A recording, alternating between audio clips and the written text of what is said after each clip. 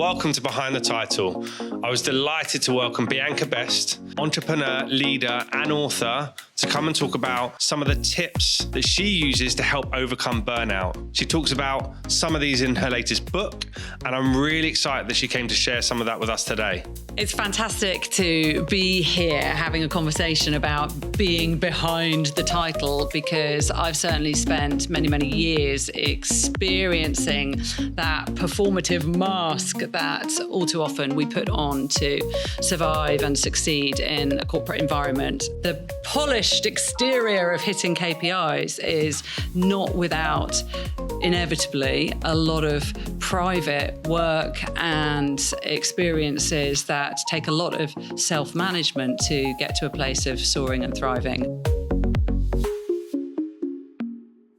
Bianca, welcome to Behind the Title. Thank you so much for joining me. It's amazing to have you here, someone of your experience and your background. I guess for the people that are listening that don't know who you are, it'd be great if you could just give maybe a 60, 90-second intro to you, and I guess really why being part of today was important to you, because I'm always eager to understand, what's the draw for people to come and be a contributor and a guest on this show. Well, thank you, Danny. Thank you so much for having me here on the show and for actually stepping into this really raw, truthful moment that I really do fully support. Why am I here? I'm here because I care so much. I care about what you're doing. And my own experience has got me to a place where I believe truth needs to be told, and we need to encourage and inspire others to ensure that they are walking their paths in integrity. So who am I? So I am an author, I'm a speaker, and an entrepreneur, a former global executive in our industry. So I have spent time in both independents and large holdcos. So I've had time at Dentsu, at WPP, and most recently at Publicis. So I have a very interesting background in that it's varied in terms of an entrepreneurial focus on finding my own way, in terms of learning corporate late and coming in without experience of having climbed a steady linear ladder. And I'm a burnout survivor.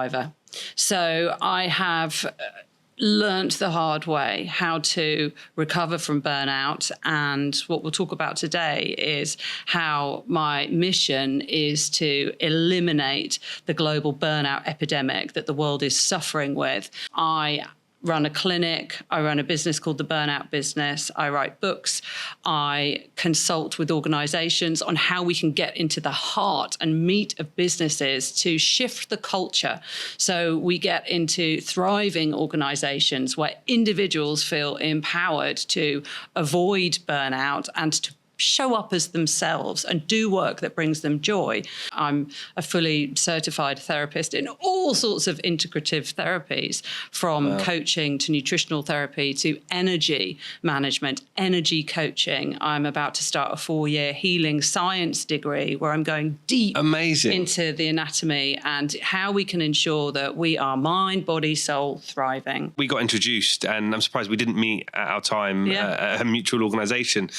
When we first spoke, it felt very comfortable. It felt like kindred spirits. And you talk about that kind of energy piece there. Like it's a big part of my MO, right? Is what I stand for. Before we dive in, I'm eager to know two questions. Like, what motivates you every day to kind of, I guess, continually push the barriers to help people?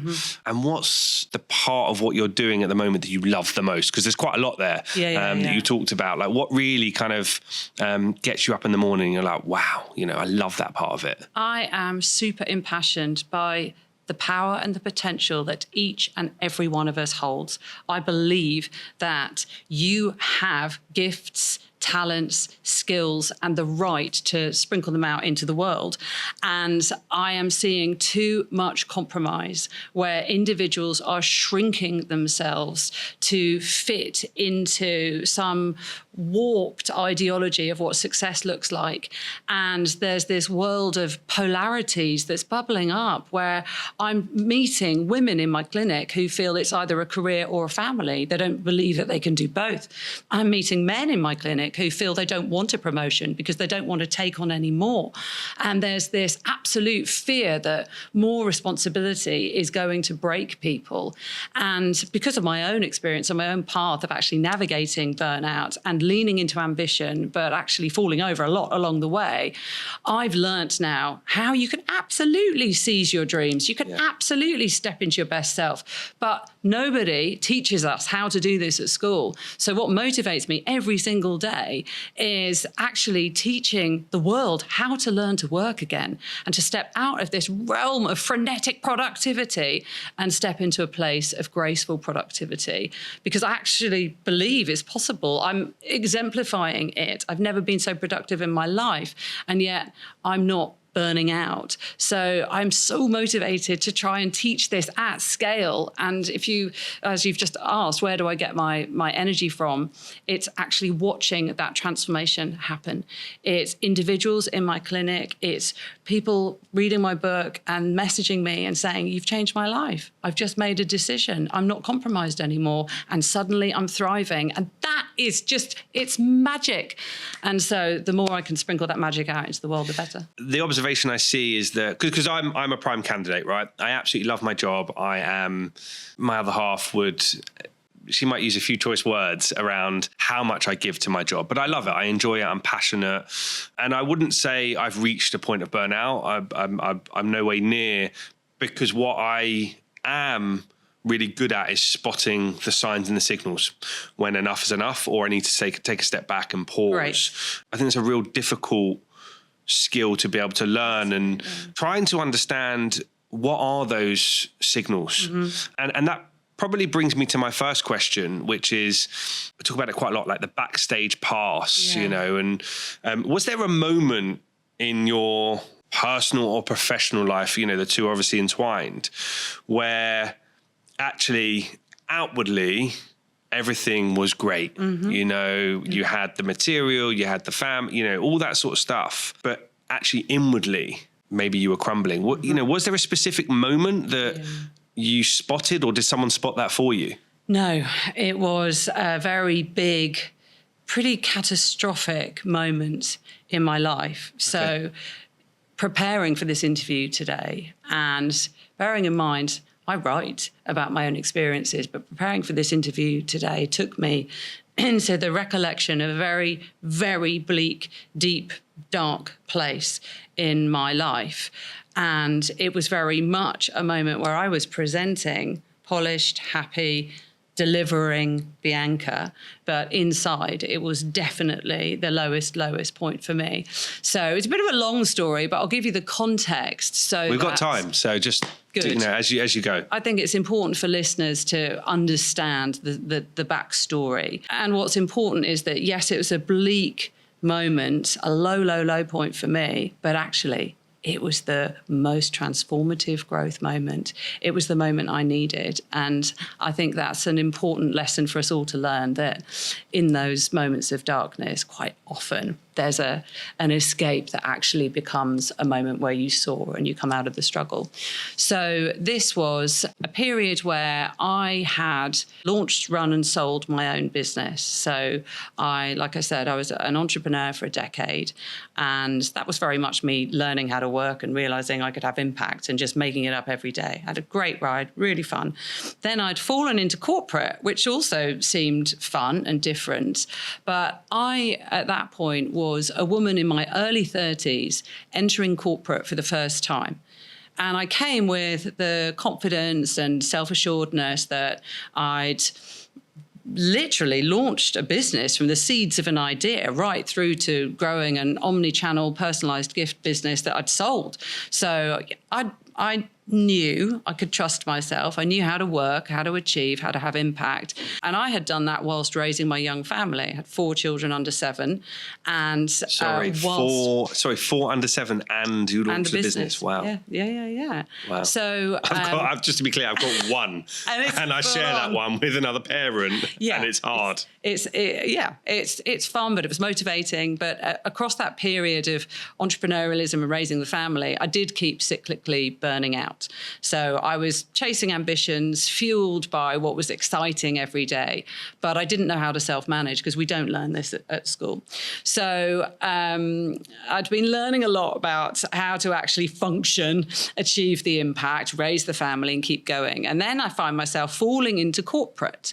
I'm now in a totally alien environment and I'm having fun because it's exciting, it's new, it's different, but nothing was familiar. And I'm in an arena where the majority of my colleagues have done the linear path, come out of school, university, come into corporate. So they've got over a decade of experience of being in this environment. They've got the mentors. They've learned how to play the politics, how to play the game. And this was totally new and alien to me. So whilst I was excited by it, I was also very apprehensive and nervous and working out, how do I show up in this environment? I'm a firm believer in take an opportunity, and if you don't know how to do it, just learn it on the job. Just that's how we grow. So I'd come into this corporate arena and I donned a mask because I had an image of, well, this is Bianca in corporate. So I cut a fringe. I was wearing a lot of black. I was just trying to be the perfect corporate girl. And because I didn't really know or have any points of reference, it was all just stumbling and fumbling my way around. But my very natural, good girl, people-pleasing side of my personality was what popped up to the fore. So I was Little Miss. I will do everything I possibly can to make sure I hit my KPIs and I surprise and delight my managers, my colleagues. And part of me delivering in terms of that performative aspect of work is also how I show up. So I'm very much of the mindset that I want to look the part as well. So in moments of real test, I will almost over-index on how do I manage myself. That's what I'd learned through my burnouts during entrepreneurialism. So I was extra fit. I was doing extra meditation, extra journaling, all the stuff that I had learned to keep me functioning in the world. I was bringing into this new corporate environment so that I could just bring my best self. But of course, that's a lot of work. That's a lot of effort. That's a lot of getting up and doing a run at 5 a.m. and then at 6 a.m. making sure I'm putting the makeup on and curling the hair, then doing the 2-hour commute to try and get into the office and be the early bird. You missed out probably looking after 4 kids during that time as well. The 4 kids as well, exactly. But in that environment, that particular time, I was working in an organisation where the pace of growth was unprecedented. We were growing 30% year on year. So the expectations internally were super, super intense. Yeah.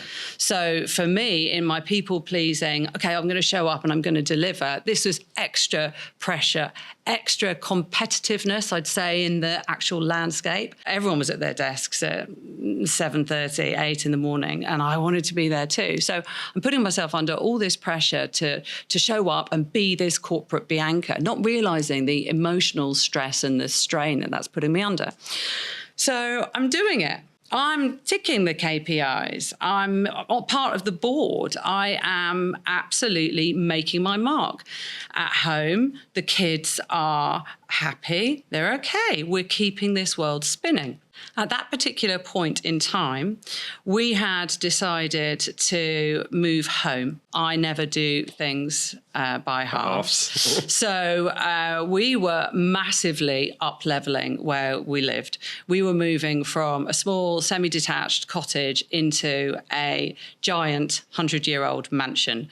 And when I say it was a project, it was a project. There was a derelict swimming pool, derelict tennis court, acres of land, and it was, for me, a dream. My poor then ex-husband, not so much a dream, but along he came with the kids, could see the vision. So we had planned to move. We had a 2-week period where we were I was taking time off work to actually focus on the upheaval of moving children into this home. As you can imagine, maintaining my role, my significant senior board level role in the day job, took a lot of balancing at home. It was a blend of childcare, of me focusing on the kids in the home, my ex-husband focusing on the kids in the home, and it was a jiggle-juggle. We were literally hanging on by a thread. 2 weeks before we're due to move, and I've got this 2-week period of how we're going to move and settle into this mansion. The lovely au pair that had been part of our lives for a significant amount of time announced on Monday, she said, I'm leaving, I want to go back to Canada and I'm off. And she left the next day. So without any pre-warning, I've suddenly lost one of the very, very major rocks that keep my life swirling. So then, as we approached the move date, I was spending 2 weeks coming home from work, getting off the train, meeting and interviewing candidates for the childminder role in the pub, literally by the train station, interviewing desperately trying to solve this big crisis. And of course, it fell to me to make sure I would find the right candidate. I'm getting up at 4 o'clock in the morning, going on au pair sites, trying to find if there's anyone. I knew I had to fix this problem. So I did it. Somehow I found someone who agreed that they would start the day after we moved in, because move day was crunch day. On that day, my mum was going to have the 4 kids. We were going to move in. The childminder would start the next day. And then we'd have the 2 weeks off to renovate the house and get settled. During that period, my husband and I sadly decided that the relationship was not working and that it was time for us to address the big elephant in the room and get divorced. So we were going through the most brutal conversations that we'd had in our 20-year relationship at that time as well. So our lives were literally unraveling in such a significant way. We were just saying, okay, we'll move into this house, we'll sleep in separate bedrooms, and we will just manage this period and work out what divorce looks like. So if you think about what is identified as the most stressful points in life, it's death, it's divorce, it's moving. So I'm now dealing with divorce and moving on top of this very, very stressful job. The day comes, we're moving into this house, and it's very intense. And I'm sure you know that actual moving date, the legalities and all the stuff that goes on and on and on. It took hours. It's 4 p.m. We still haven't actually got the keys to get into this house. We've now got the removal van saying, wow, an extra £50 an hour per van. And I know the clock is ticking. And we finally get into the house, and we're just trying to unpack boxes, find, what are the things that we need before it's night time. 10 p.m. removal people have gone. We sit down. We have ordered pizzas. We sit down to eat pizzas, and I look at my phone.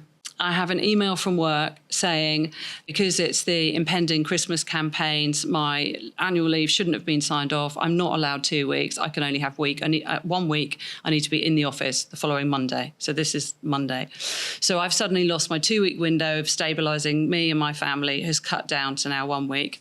The next email I read is from the childminder. Sadly, she's had a crisis and she's got to move up north immediately. Her father was ill. She couldn't start either. So I've now lost the security I had that in the morning the childminder would arrive. I now know I've only got 7 days to stabilise my home, my family, sort childcare. And in that moment, the just overwhelm of the job, the performing, the being this boardroom Bianca, being the mother Bianca, being the wife Bianca, being the sorter-outer of everybody's world. It came crashing down on me in such a way. I've never collapsed like I collapsed in that moment. I literally crumbled. I went to the floor and I just started crying and crying and crying in the fetal position. Like, I can't do it anymore. I can't do it anymore. I felt so broken. My poor ex-husband, who's, things have been fraught between us anyway. And he's like, are you okay? I couldn't speak. Inconsolable, inconsolable. I got myself up to a mattress on a floor somewhere and found a duvet, pulled it over my head, and I went to sleep absolutely sobbing and sobbing and sobbing. I didn't know how I was going to get my way out of this new level of pressure. It just felt unprecedented. And that really was the lowest I've ever been, emotionally, physically, mentally. I was just utterly broken. I slept. The next morning, I'm on a mission, organised Bianca, okay, project 1, find childcare immediately. My amazing dad says, I'm coming, I'll move in, I'm going to help you. Project 2, acknowledge the fact I've got to be in the office next Monday. Okay, so I can't decorate that room, unbox that room, cut from the plan. And I start getting myself back together. I get on with it. And the next Monday morning, I'm 8 o'clock in the morning. I'm in the boardroom. I'm polished. I'm in my suit. I've spent the Sunday night going through the numbers. And there I am. I'm delivering. I've got answers for everything for the CEO. I can explain everything. And so I show up. Now, nobody in that room, in that boardroom, knew that just 7 days prior, I'd been in the fetal position, just literally thinking, I can't do this anymore. And for me, that was such a moment of actually realizing only I could change quite how desperate and forlorn I'd felt in that moment.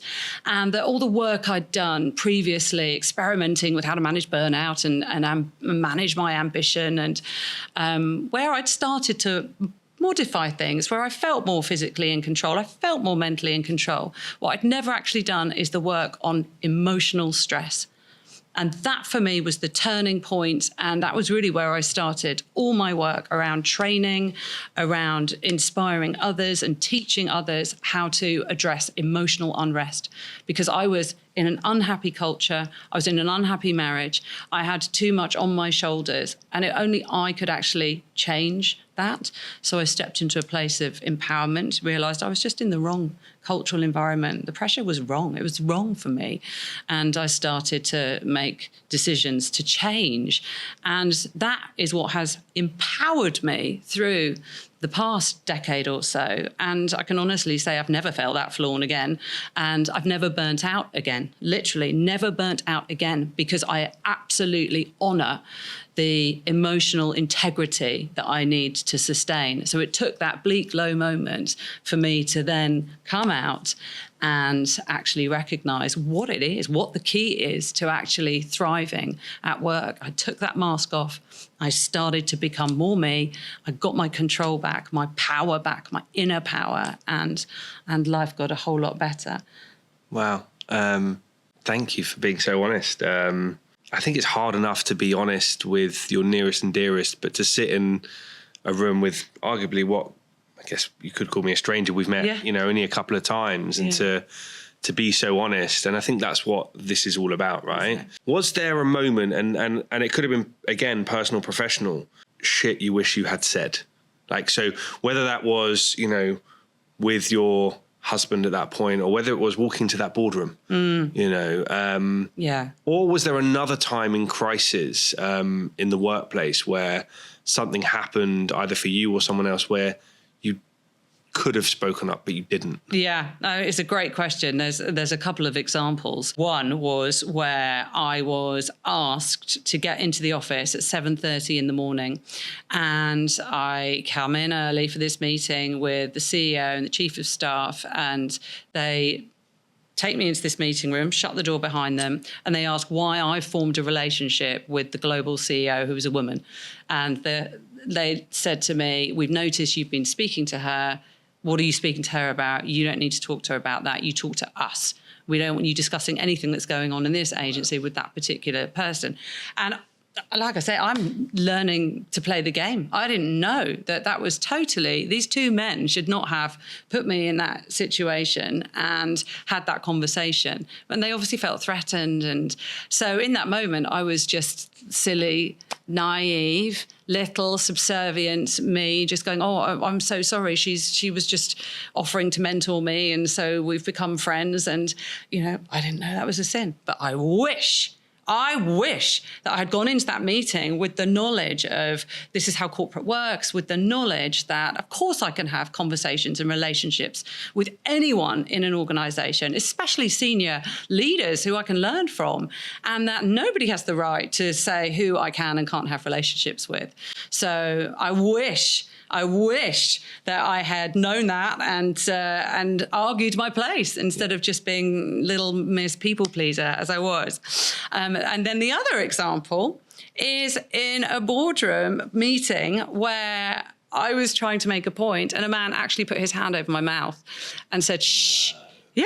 3 of us in this meeting. That's astonishing. Yeah. But again, at the time, it was a heated discussion and I was expressing something that clearly didn't. And was the action in a jovial way? As in, did you have a warm relationship and therefore the person, or was it in a... Yeah, we were close because we were both very senior leaders together, working very closely to address a business agenda, and close enough for him to feel like he could just be like, shh. But still. Yeah. I think back in retrospect, why I didn't go, what are you doing? But I didn't react because I didn't know that I had the right to say, that's wrong. And there's me as a 35-year-old woman letting somebody silence me, literally, physically. It's mad because, you talk about kind of having access, I remember one of my CEOs, I think they joined a business and I'd basically messaged them 4 weeks after they joined, just saying, hey, it'd be great to meet. Yeah. I don't think I said it like this, but I'd observed something and love to chat to them about it. Yeah. And we joke about it now because they still say to me, I remember that first email you sent. Because I'm a firm believer of you should be able to access anyone in your organization. Yeah. I have connected and been in conversation with my current global CEO about potentially being involved in an event before with us. Now, a lot of people be like, how dare you? Not how dare you, but wow, what? And I'm like, well, it's just one email to another email, to another email. Well, that's how we grow, right? Isn't it? There's new value and we connect with each other. I just feel like I want to empower people to know that it's okay to not be okay. Yeah. It's okay to speak up. It's okay to call me out if I've not necessarily done something absolutely right. And I've had those conversations before, not in anything in a serious way. But I might have had a disagreement with someone and they said I didn't feel comfortable. I'm so sorry. Yeah. That was not my intention. Absolutely. And so I need to create the conditions. We all need to create the conditions to allow people to be able to have a voice. Well, it's that psychological safety, isn't it? And inviting your team to know that they can comment. So that's how I used to run my weekly team meetings. It was always a very open invitation, critique me. Yeah. Because that's how we learn and grow, and feedback is a gift, and let's have this fluidity of helping each other become better. I think I struggled a couple of years ago with that whole phrase of feedback is a gift, because every time I have a career conversation or a 360, the same thing comes up consistently, but it's not in a negative way because I'm slowly eroding at it, and I'm more aware. So how I carry and hold myself. But in my early career, it was like, oh God. You just took it, you felt just these people, you read through and then you try and discern who said what. And you're like, maybe. And it's like, it's just you have to read it and apply it as a blanket to everything that you do. Yeah. But often I found that my behaviors in the workplace, and you might be able to identify with this, there was normally a trigger. Yeah. There was normally something which made me behave, act, communicate in a certain way. Are there specific triggers that you either think are quite generic for just people in the workplace, or are there personal triggers that really kind of pushed you to either make bad decisions or push past that point where you achieved that burnout? Yeah. Sometimes being aware of what those triggers are, I think, is really important for people. I think you're right, but quite often the triggers bubble up and slap you in the face and you suddenly realise you're experiencing something that's triggering you. We all struggle with loneliness. Loneliness is something that, we know that actually actually it's more likely to kill you than obesity, actually. It's that harrowing a statistic. But loneliness in the workplace is something that fascinates me from a sociological perspective, but also really disheartens me because it just shouldn't happen.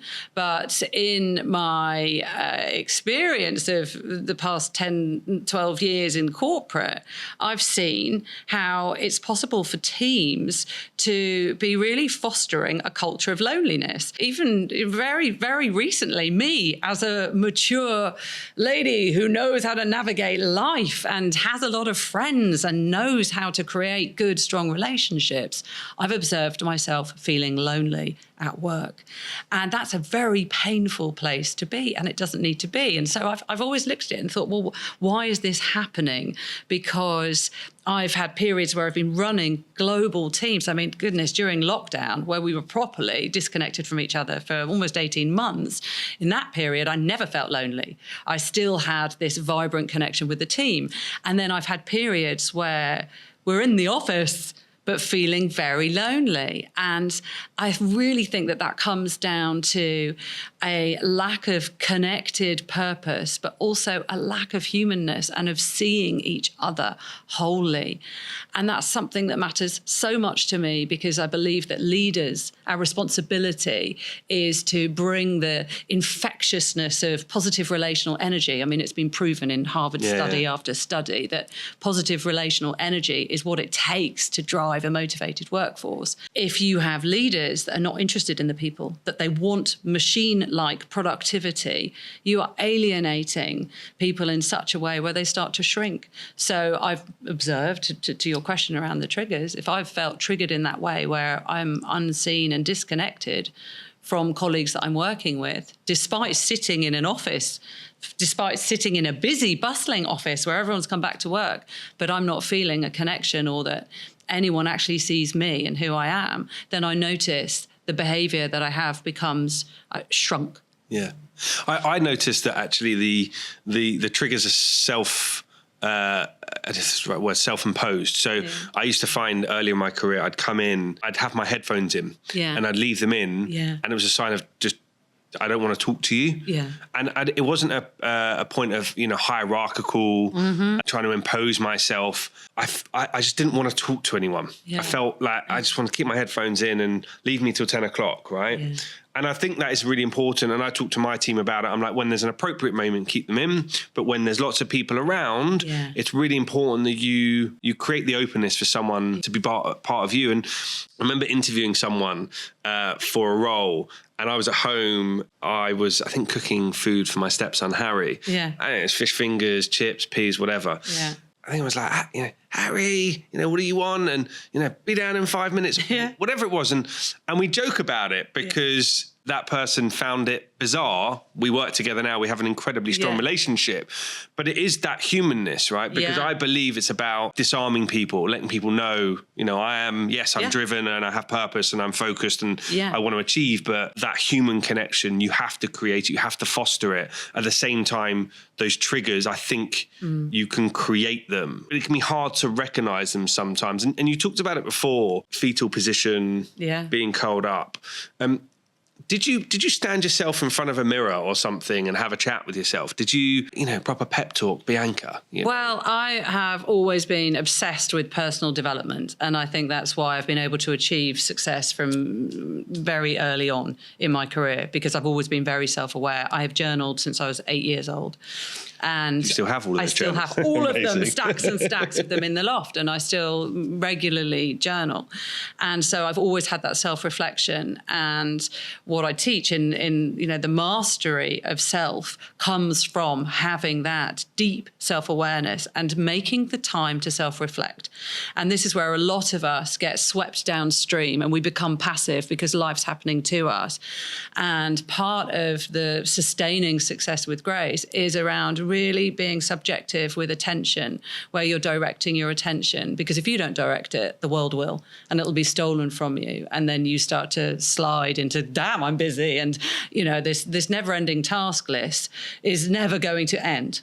But it's up to you to decide where you're going to focus your attention and connecting that into what gives you most energy and what gives you the buzz. So I've always been very self-reflective, and throughout my cyclical burnouts during running the bespoke gift company, the personalized gift business, because I kept leaning into all my ambitions, and I believe in reaching for the stars, and I don't believe ambition's a dirty word, and we've all got the right to just seize our dreams. But because I realised actually seizing my dreams, I'm really breaking myself. I'd spent a lot of time trying to hone and manage myself physically. Okay, got to have a different relationship with sleep. I need to exercise mentally. Okay, more meditation, journaling.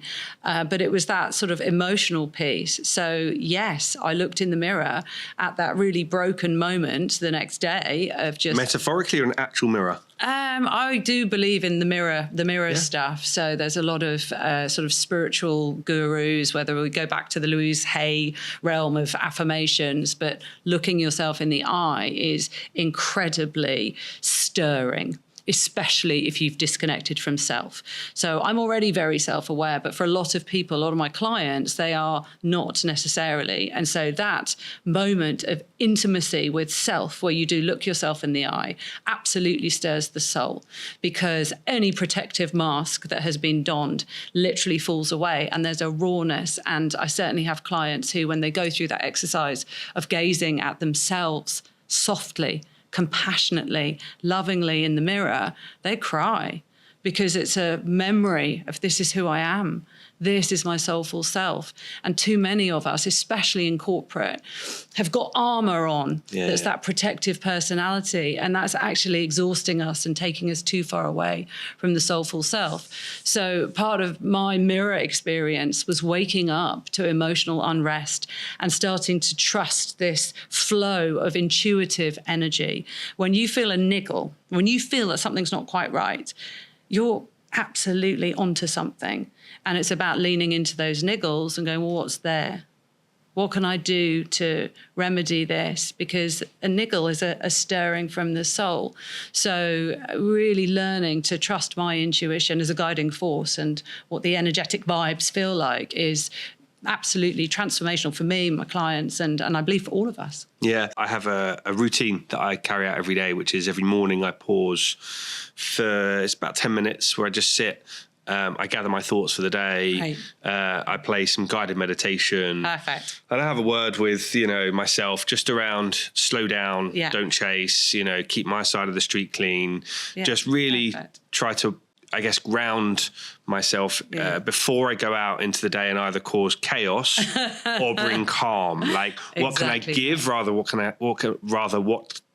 I can take. And, Perfect. And then at night time, I tend to reflect. I tend to write down, the things that I'm grateful for. Yeah. But at the same time, if I've not been right in how I've carried out my day, what do I need to course correct? What do I need to address? And I think I wish I could bottle it and give it to people, because I think sometimes it just builds up and up and up, and then you have to have the mirror moment. Yeah. You have to be, have to like just shake yourself. And I'm like, it doesn't need to be like that, because actually I can, spot things in the moment rather than letting them drag on. But I know that's easier said than done. It should be a priority. Yeah. That self-awareness, it's the most important thing. It's the oxygen mask on first. And if you don't start there with yourself, how are you ever going to expect the outer to ever be any kind of different reality? So congratulations for doing that. No. And, lead by example. Tell your team. This morning in my morning reflection, lead by example. Tell them. We did that meeting, and on reflection, I think we could have managed it this way. Keep that conversation, reflective conversations, keep it going. I'm definitely an advocate, but it was funny you just said there, tell them about your morning reflections. I felt, can I do that? Just is that a comfortable place to be? It's actually given me food for thought. Like, could I be giving my team a positive affirmation for the day, rather than think cringy about it. But and that reaction, that resistance, that niggle, there's gold there. Yeah. So lean into that, because that's what you need to do next, and then you're going to grow, and then your leadership will become more impactful. Amazing. Before we close out, I want to ask one question, and this is really pertinent, I think, for anyone that's listening to this. I want to make sure that we give people permission. Yeah. Permission to speak up, permission to reach out for help, permission for support when they need it. Is there something that you would say to people? Is there a permission slip you would give to people, make them feel more empowered, make them feel more encouraged to either improve or change or better how they carry themselves in the workplace if they want to grow and develop and succeed? Well, you're asking an author who's on a book tour. So of course we're going to come to that in a second. Buy the book. But it's a very, very simple life principle. And it is follow your bliss. So Joseph Campbell, if you haven't read his historic book, it looks at mythology and the correlation between psychological and spiritual evolution and how we can find joy. And it's around following our bliss, because when we follow our bliss, the universe opens doors that we wouldn't previously have assumed will open. And when we become more comfortable following our bliss, following what excites us most, and being in an energized state of, that's fun, that's interesting, I'm curious about that, and we don't let ourselves be consumed by fear and anxiety and all that, I can't, but we follow our bliss, life just expands beautifully, and it's so much more fun. Tell us about the book. Like, what can we expect to read or what can we expect to take from it when we read it? Well, it's 8 strategies around how we go from struggling to soaring, and really it's a recipe guide for how to learn to work again. None of us have learnt how to cope with our lives expanding, and this is 8 simple strategies to get to a place where we go within, to really understand what our inner foundations look like and how we solidify ourselves so we're grounded, we're powerful, we're intentional, we're energized, what that inner work looks like. So then we go forth and go out into the world and have this gorgeous expansion phenomenon, as I call it, where our work is abundant and bolder and brighter, where our relationships and connections deeper, and we learn how to treasure the important people in our lives or build our networks, where wealth is redefined and we actually understand what success looks like and ultimately how we can get to a place of fulfillment by honouring our integrity. And just so personal, how does it take to write a book? Because I've always thought to myself, I'd love to write a book, but I just struggle to write. Well, maybe that's not your thing. No, I mean, but I love writing, and this I've written several books, but this is definitely a assimilation of decades and decades of learning, of research, of experience, and of a lot of holistic training. So this particular book, I mean, I got the book deal in summer 2023, and it was published in March 2025. So there's a very long lead. Oh, wow, yeah. But I'd say it took me around 6 months of focused effort to write the book. And available, I assume? It's available everywhere books are sold. Amazing. Bianca, thank you so much for joining today. Like, it's been a pleasure to have you. Someone who's, I guess, had a seasoned career that you've had. I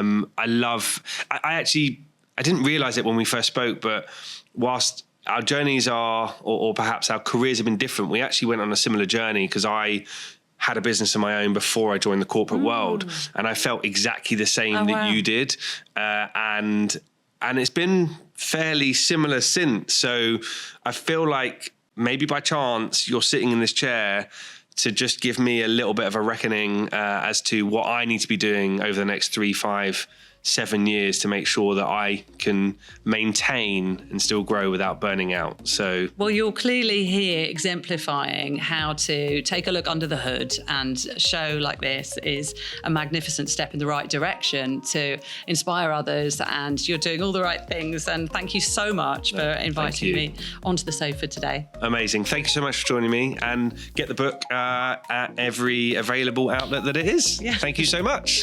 Thank you.